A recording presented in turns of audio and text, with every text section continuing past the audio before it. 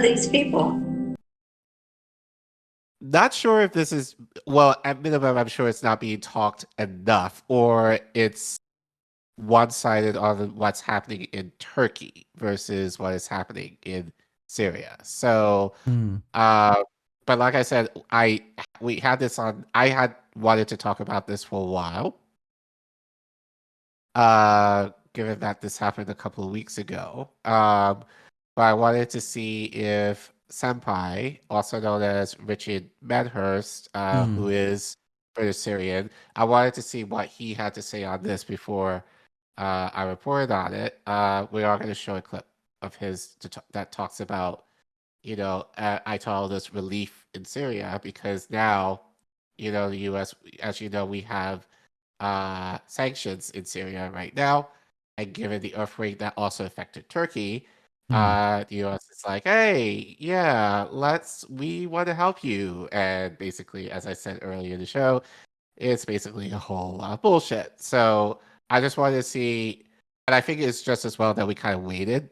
Because the article kind of goes into a deep dive in terms of, like why Syria is currently where it is as far as this embargo and how it affects aid. That is, well, people who need the aid that potentially is not going to get it in light of this earthquake. So, like I said, I want to show you, and this is a clip of Richie's stream when he talked about this, and then we're going to go into an article that gives a little more of a deep dive into the implications of what happened in Syria and its past, and how the West has been involved in its stronghold in the country. So if you want to go to that, let's see. Okay. Yeah. Let's see if I can do it from here. Okay. Joe Biden, he puts out a statement on Twitter saying he cares, right? He says here that I'm deeply saddened by the loss of life and devastation caused by the earthquake in Turkey and Syria. I've directed my team to continue to closely monitor the situation with Turkey, right? Not with Syria, with Turkey, and provide any and all needed assistance. Yeah, where's the assistance to Syria? I don't want anything from Joe Biden except for him to leave. Because it's very nice to say, oh, I'm so sad for the loss of life. No, you're not. You're really not. Because when Donald Trump left and you came, you kept all of his policies that are, all of these aggressive, offensive, bullyish tactics against Syria. You left them in place. Caesar Act sanctions are still there. Stealing the oil, still doing it. All of this hurts Syria, even without an earthquake. And now on top of it, in a situation like this where there's a disaster, it makes it even more difficult to deal with the disaster. So you don't care about the loss of life. You're a liar. You are a liar. If you cared, you would lift the sanctions. If you cared, you would stop stealing the oil. If you cared, you would pay back all of the damage you caused to the country, the destroyed infrastructure, the loss of life, the reparations, all of the oil that you stole. You would pay this back, and then you would leave. You would remove your troops and go home to the other side of the planet where you belong. There are several countries that have said they will help Syria. There's Algeria, Tunisia, Iraq, Lebanon, Russia, Iran, India. But when it comes to the Europeans, they said they'll help Turkey, but not Syria.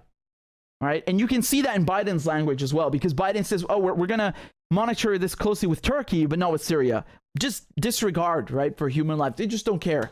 Syria would have been able to deal with this a little bit better had it not been subjected to 10 years of war, had it not been subject to sanctions. That's just a fact. Okay. So as you guys know, Richie is British Syrian, so obviously he's very passionate about Syria. But like I said, I wanted to have his take. And by the way, Richie, you promised Indy and I that we could interview you. We would love to talk to you, especially about this issue or any issue you would like in regards to Middle East. Invitation's still open. Notice me. Yes, I will gladly admit that. But I have Indy and I have the video clips to prove that he said that he will. Anyway, miss you, Habibi. So anyway, let's do a deep dive on Syria, shall we? And hope I can do this some justice. So this article is from the Middle East Eye. This is actually the same uh, organization that wrote about Maxwell Frost in terms of his backtracking his support of the Palestinian community in Orlando, Florida, in order to essentially be in Congress now. Dick. Um, so Jonathan Cook writes, in Syria, the West's humanitarian claims crumble to dust. The US said it wanted to free Syrians from a tyrant, that it was willing to let them die of cold and hunger. The truth, for the West, Syria is only about power. So, oh, it worked. So anyway, John reports, U.S. President Joe Biden's administration relented last Thursday and finally lifted sanctions on Syria. The change of policy came after 4 days of relentless and shocking footage from the disaster zone in southern Turkey and northern Syria, causing a 7.8 magnitude earthquake. It seems as if Washington felt it could no longer extend its embargo when tens of thousands of bodies were being exhumed from the rubble and millions more were struggling with cold, hunger, and injuries. The U.S. could not afford to look like the odd man out faced with a global wave of concern for the devastated populations of Syria and Turkey. Under the new exception, the Syrian government will be able to receive earthquake relief for 6 months, before the embargo locks back in. But no one should be fooled by this apparent change of heart. In the immediate aftermath of the earthquake, the State Department's first reaction was to double down on its policy. Spokesman Ned Price dismissed the possibility of lifting sanctions, arguing it would be counterproductive to reach out to a government that has brutalized its people for over the course of a dozen years now. Lies. The truth, eternity later. basically, yeah. So the truth is that the sanctions regime imposed by the US and its allies in Europe, Canada, and Australia was a criminal policy long before the earthquake struck. The brief and belated exemption under international pressure does not fundamentally alter that picture. Western claims of a humanitarian intervention in the rich oil Middle East were always a lie. It just took an earthquake to make that crystal clear. Collective punishment. Sanctions are a form of collective punishment on the wider population.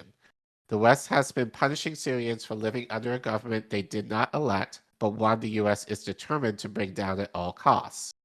The West embargo was imposed in parallel to a civil war, which rapidly transformed into a Western proxy war that ravaged most of the country. Sound familiar? Yep.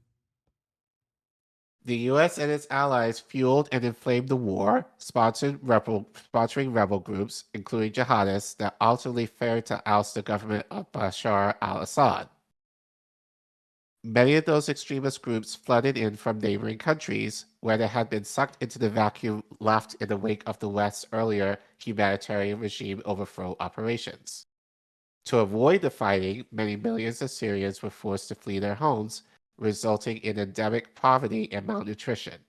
Even as the fighting abated, Syria's economy continued to sink, not only because of Western sanctions, but because the US and others had seized Syria's oil fields and its best agricultural lands. So remember when Trump admitted on camera that the only reason why they were in Syria was because of the oil? Yes. You know. This entire man-made catastrophe preceded and compounded last week's earthquake. Already destitute, hungry, and isolated, Syrians now have to cope with further calamity. Ghoulish policy. The supposed logic of the West's decade-long policy to incinerate Syria, fashioned to a template Washington regularly rolls out against official enemies, was simple. Desperate Syrians would be incentivized to rise up against their leaders in the hope of better things. But the project visibly failed, just as it had done so often before in official enemy states such as Cuba and Iran. Nonetheless, the program of suffering continued to be enforced in the name of humanitarianism. When Syria was hit with a 7.8 magnitude earthquake last week, Washington's insistence that the sanctions remain in place shifted the policy from the simple inhumane to the positively ghoulish. But rather than assume U.S. benevolence for temporarily lifting sanctions, the focus should be on why they were there in the first place.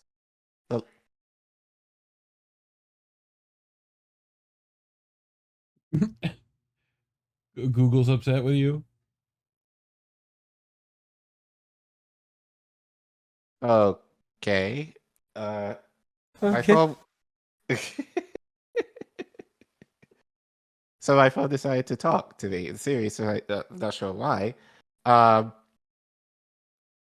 uh, Wait, so where was I? Oh, yeah. So the logic of the West's position was this: lifting sanctions requires recognizing the Assad government, which in turn would be an admission of defeat in the battle to unseat him.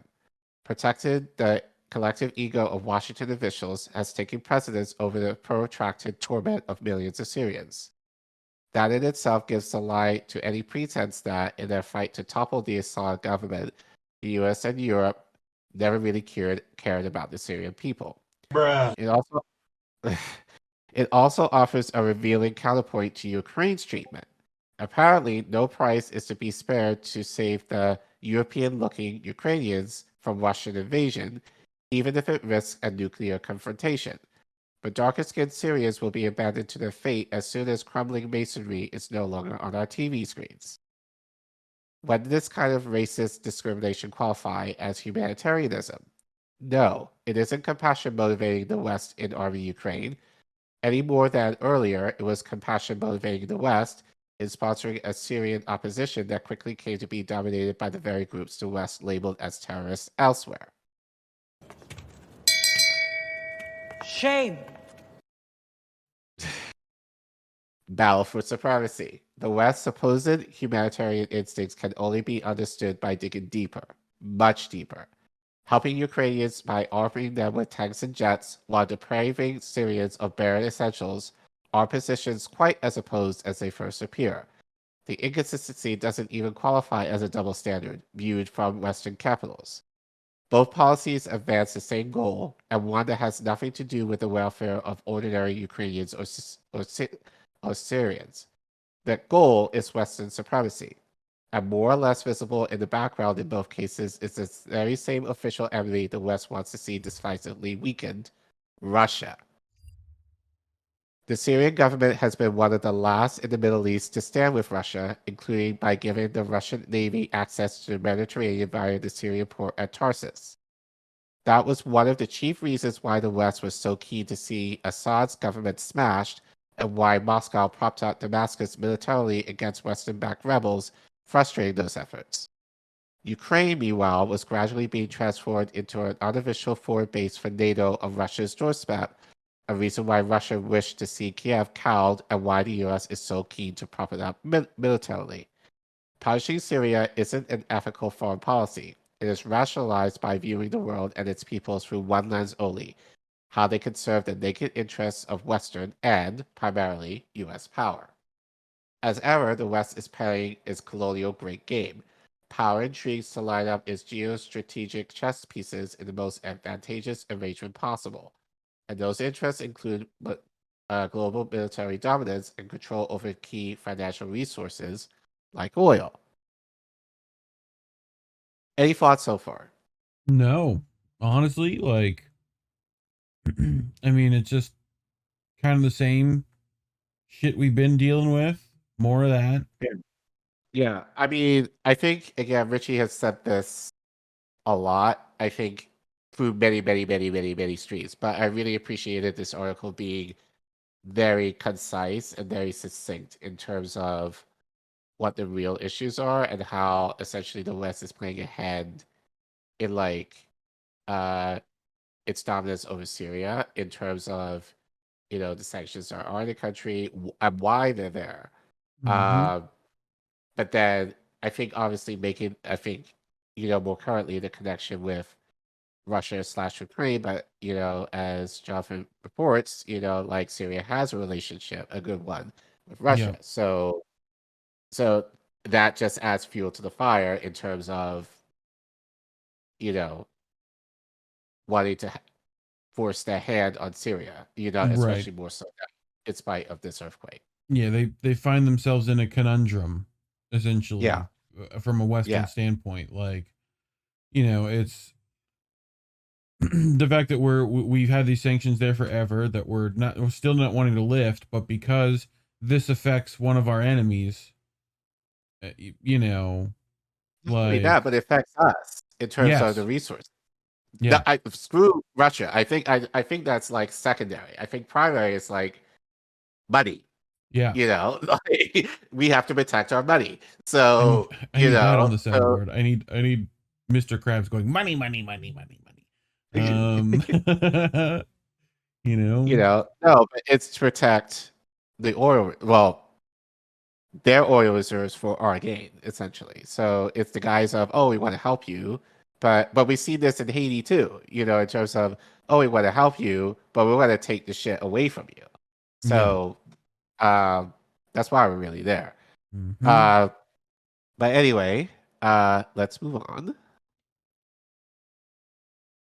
Supreme crime.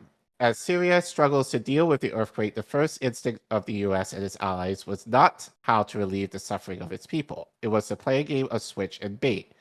Damascus was blamed for failing to allow aid to reach some of the northern regions hardest, hit by the earthquake. These include areas still in rebel hands. Mark Lowcock, the former head of UN Humanitarian Affairs, complained it is going to require Turkish acquiescence to get aid into those areas.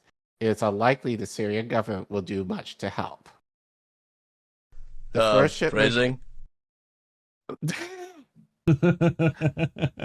First shipments arrived through a crossing from Turkey last Thursday. The Syrian government also approved the delivery of humanitarian aid to areas not under its control in the earthquake hit northwest of the country. In response, a spokesman for the HTS military group, which controls much of Egypt, told Rutgers it would not allow aid in from government held parts of Syria because we won't allow the regime to take advantage of the situation to show they are helping. Whatever the Western narrative, the reluctance to open up northern Syria to aid convoys isn't simply the result of bloody mindedness from Damascus. Hmm. But whatever the Western narrative, game the blame game over getting aid to northern Syria isn't simply the result of bloody mindedness from once again, that was a tweet. So sorry. Today, the Assad government may have secured a majority of Syrian territory, but is far from control of the Syrian nation.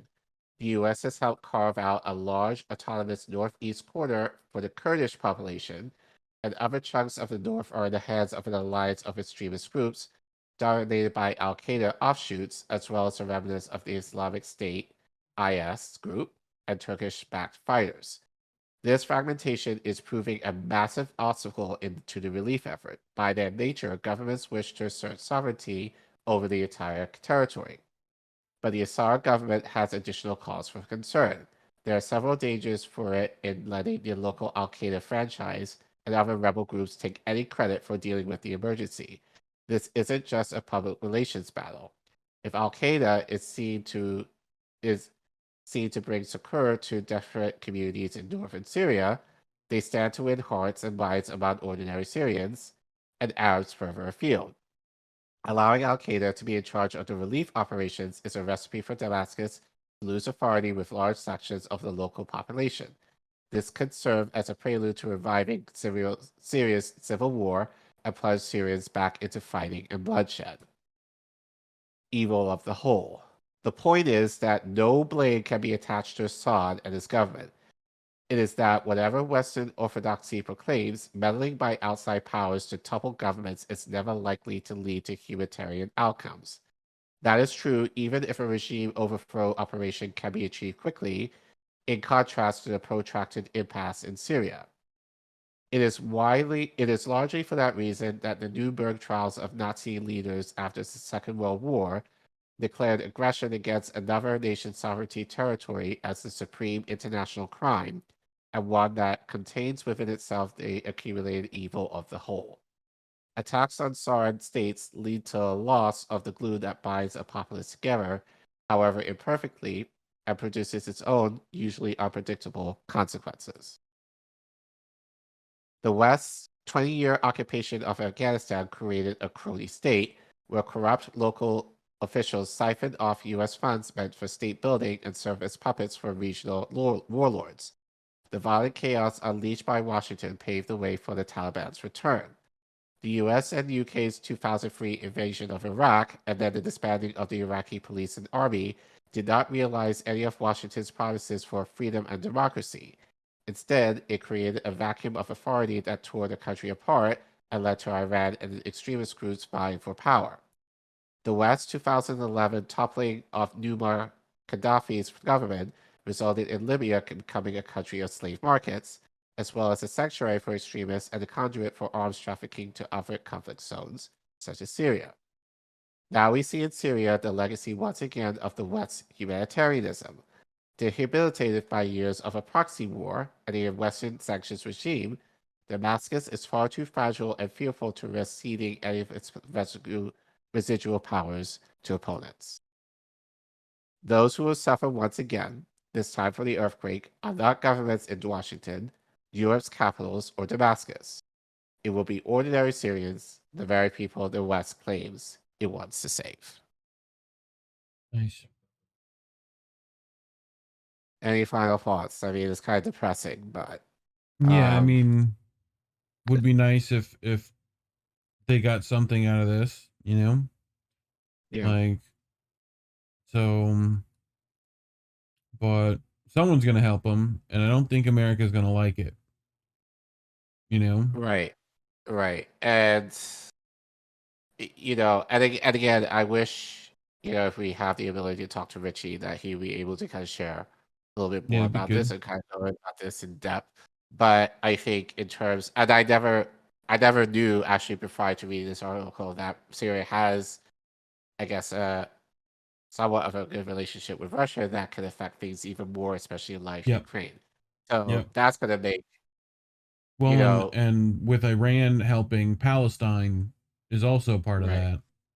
So, and then you get into the whole BRICS alliance when South America, you got Chinese buying lithium stuff there, and yep, looking like a good lineup for World War III.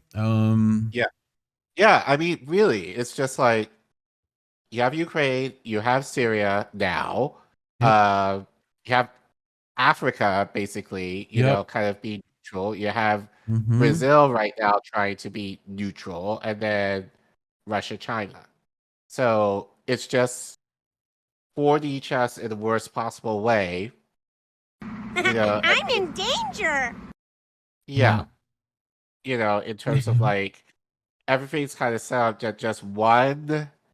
It's not going to take a whole lot at this point, given how volatile everything is. In terms of our geopolitics state of affairs are, worldwide. Just one thing, and it doesn't have to be big. It's just going to set off like a whole can of worms. I would say practically the global south first, Mm-hmm. followed by like the major superpowers of like the West, and then Russia, China, and then everyone else will just kind of be in the fallout of that, like in Latin America right now. So but yeah, it sucks. So if anyone, and then it's like, I'm not sure, because I know just from personal experience, like when anyone would try to give like financial support to Richie, like Yeah. it gets blocked. So it's like, I'm not even sure of like how mutual aid or anything that would be realistic to get there without not assuring that it's going to get to the people that are going to Yeah, they've need been it. stopping So GoFundMe's and stuff, and yeah. you know. So if anyone has the information that we're able to kind of link, let us know. But I just know, again, just from Richie's experience, it's very difficult, to like just to mention Syria. It's just like, nope, Mm-hmm. we're blocking. So but yeah.